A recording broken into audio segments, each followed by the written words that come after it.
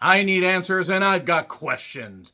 Wait, strike that. Reverse it. I'm John Martin with my review of AEW Dynamite from the Gateway Center Arena in College Park, Georgia. First things first, this will be the last review that I post right after the show is done, going back to my normal shifts. Hooray! Even though I love getting extra money, I also like being able to have some time off. So, I also want to say that I will be figuring out what I'm going to be doing for weekly wrestling reviews sometime in April. Probably sometime after WrestleMania and AEW Dynasty, because I'm starting to get burned out on a lot of stuff. Even the stuff I like is just getting buried, not even in the bad stuff, but just in so much repetitive bullshit. There were so many points on the show where I'm like, okay, they did that, and that was great, and oh, we're doing this again. And oh, we're doing this again. They would do video packages. They would do things. There are elements here that could work, but Tony Khan doesn't know what the fuck he's doing. Also, Grand Slam is 10 days away. And I don't know why they decided suddenly to just present it the way that they're gonna. I mean, it'd be nice if they were somehow gonna have it on Max Live, even though that would be like very early in the morning. But no, they're going to have it after the NBA All-Star festivities. I will say, I like the presentation as far as, 2,500 or so people in this venue. Looks better than a 10,000-seat arena. The talents are arriving backstage. That's how they start the show. Gee, I wonder where they got that idea. But then we cut to Renee with Jay White. Renee J. You don't got to call her Renee. You don't got to call him Jay. So, he mentions cope a few times. I feel like having my own coping mechanism to deal with the bad names on this roster. Oh, look, Dick the Boozer and the Boar Horseman are here. You can thank the co-host of a very, very, very popular podcast for coming up with those names. It's very funny because it fits. Because, good God, this Moxley stuff is just, it's really fucking bad. Enjoy the ride. Fuck you. I'll just, stand over here and watch it crash like the beginning of Final Destination 3. So anyway, suddenly FTR and the Copeland man, they show up and we get in a big old fight, and then suddenly Marina just carries Renee away like death by snoo. They fight in the arena, and if we didn't just see this stuff with Omega, Ospreay, and the Don Callis family, even though they didn't fight in the arena, they were fighting all over. If we didn't see that stuff just a couple weeks ago, if we didn't see these endless backstage, around the ring, outside the arena fights all the damn time, then it might have meant something. Also, if this whole, Moxley group meant anything. Other than, I really wish that this idea never fucking happened. I was at Wrestle Dream. It was one of the worst endings to any show I have ever been at. So anyway, I did like the signs that a particular fan had. I obviously didn't catch the fan's name. The Boar Horseman and COVID Fears Cornet. Those are funny. So yeah, after this fracas, the Boar Horseman get in the goddamn crowd, and Copeland says, "You and me a revolution," and Mox says, "No, you haven't earned it." This is so bad. If they're waiting for Darby to come back, even if Darby does come back, he's going to need at least a month off to recover from climbing Mount Everest, assuming that he hasn't already died doing that. But then Jay says, "Hey, wait a second. How about we challenge you for a Brisbane Brawl at Grand Slam?" At least I think that's what he said. He's from New Zealand, but I guess that's close enough. So, yeah, that took up the first 10 or so minutes of this show. Where did Renee go? And apparently she wasn't carried too far because she was actually back pretty soon. But anyway, card rundown very quickly. Oh, and Buddy confronted Okada and basically called him a bitch. And he says, "I'm no bitch." And they have reduced Okada to the point I don't want to see him. The bitch stuff was funny at first. Now it's stupid. Will Ospreay against a member of the Don Callis family, and it's Mark Davis.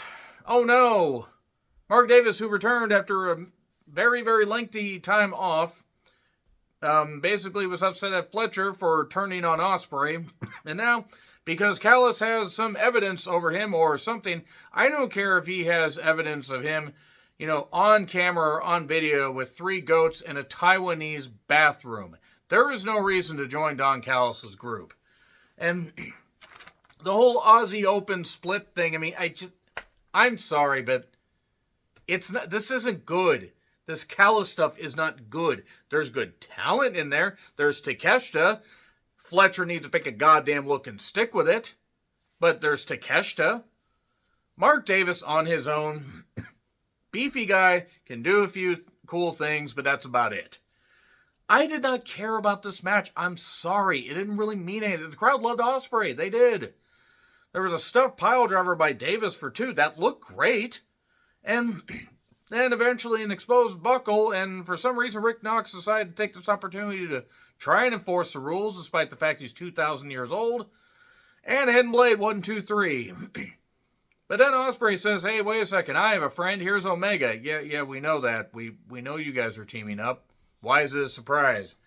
So, Omega shows up and basically says, there's no need to join Don Callis' family. Help is out there, Davis. It's like the truth is out there. Like the truth of Tony Khan's booking being really bad is out there.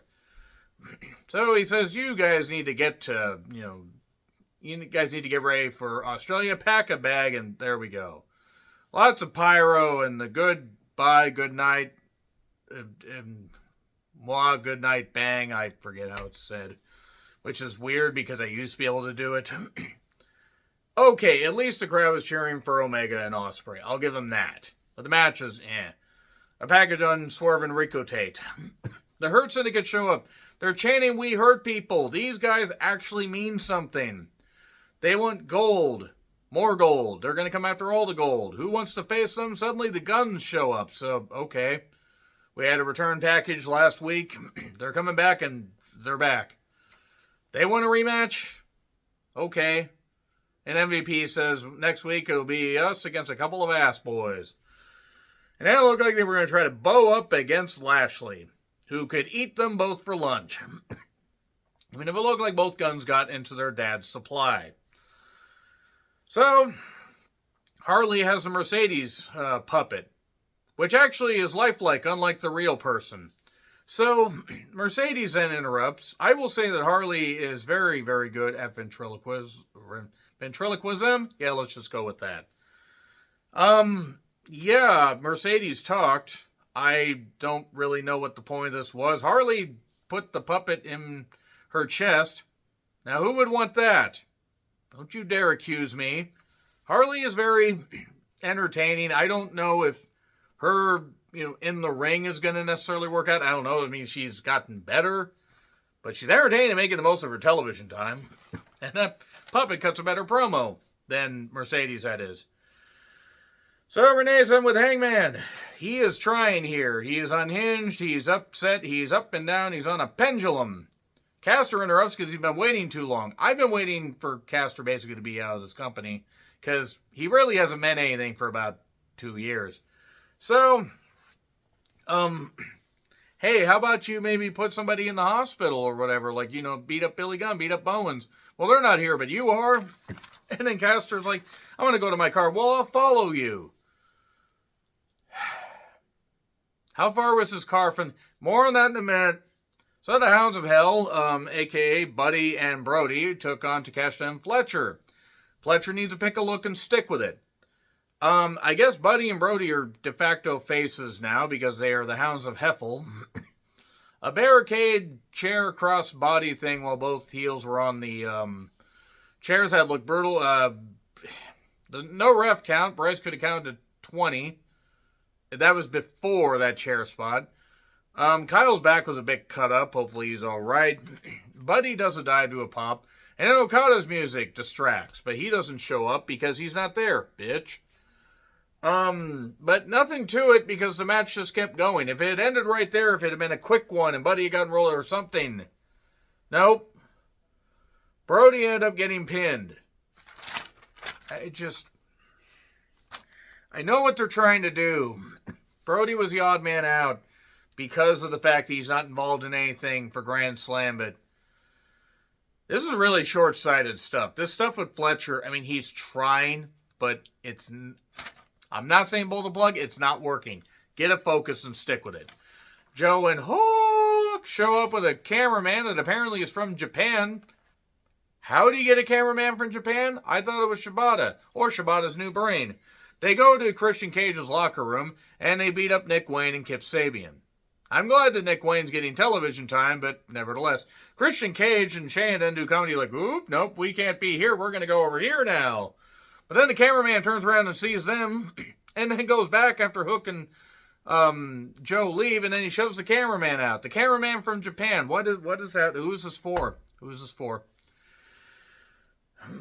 So MJF shows up. I'm going to say something that I hate saying, but I'm kind of sick of MJF. And I like MJF. I think MJF is very good on promos. He is one of the best on promos. His material has basically just plateaued, and it's the same stuff. He has no feud to sink his teeth into. It's ridiculous. He did mention that, it's all elite wrestling, not all elderly wrestling, knocking Jared. And then Caster runs in, and he's like upset him, and then Hangman, protect me from Hangman. Then Hangman shows up, Hangman stares at MJF. Hangman could have easily leveled MJF and chased Caster, and probably caught him, but no. And MJF's upset, and there were some delayed shut the fuck up chants at MJF. There was some delayed, bleeping.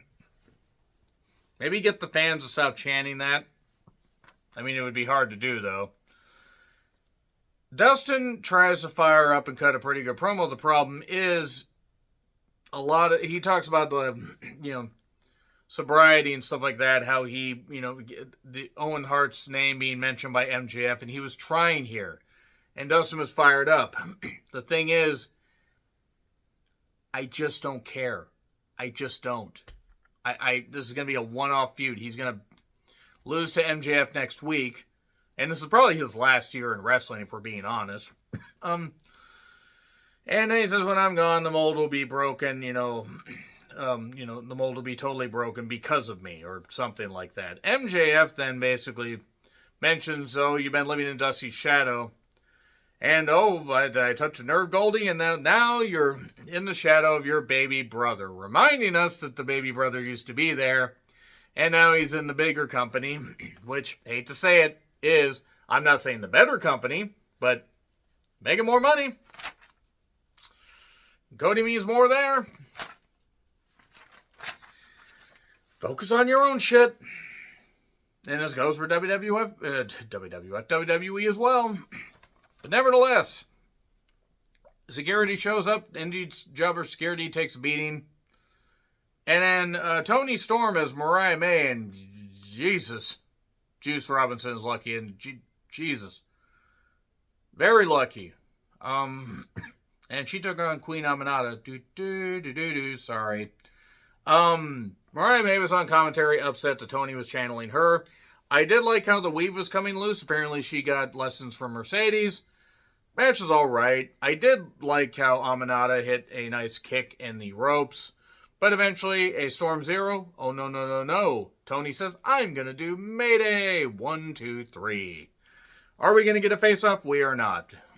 The match was what it was. By this point, though, we had way too, little time where we weren't going to get an overrun.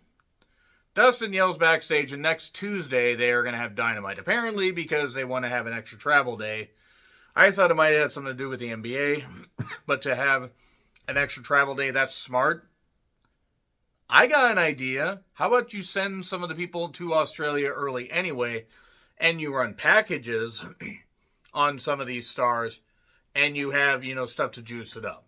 I'm just to juice up, the rest of your TV, because it's not just going to be about that. So, Jericho does his New York Minute thing. I can't. Until he answers where his wife was on January 6th, 4 years ago, and until he justifies his existence and his contract, and his existence in life, because I'm sick of Jericho. I don't want to see Big Bill. I don't want to see Brian Queef. I don't want to see any of these people. And then Hobbs and Bandito are going to be involved in this, because Bandito, there was some banner thing, because he concussed himself doing a dropkick when he returned at the Ring of Honor pay-per-view. Get Hobbs out of this. Get Hobbs out of the goddamn company if you're not going to do something better with him. Send him to WWE. I'm serious. Because they have damaged the fuck out of him. Him, Wardlow, so many others.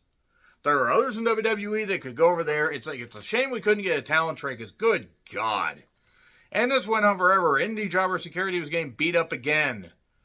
None of this mattered. Another post-match big schmoz, or just a big old schmoz and everything that went everywhere. After we saw that in the opening segment. And whatever.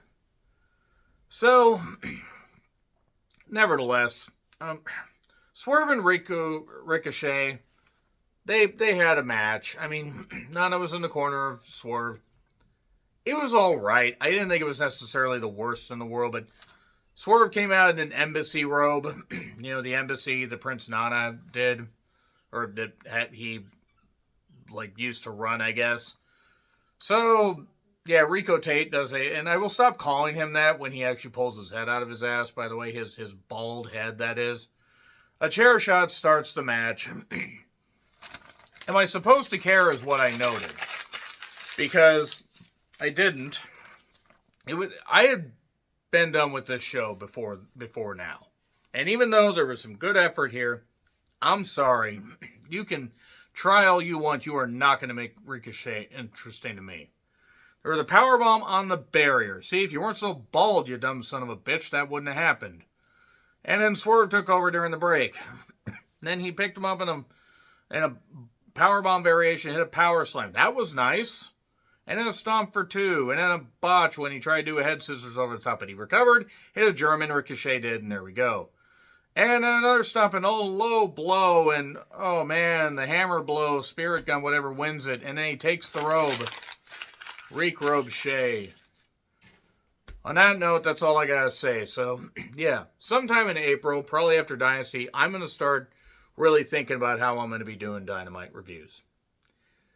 It's starting to really wear on me. So anyway, let me know your thoughts in the comments. Like, share, subscribe, Twitter, Letterboxd, Blue Sky handles in the description. I'm John Rethlin. I'll see you soon.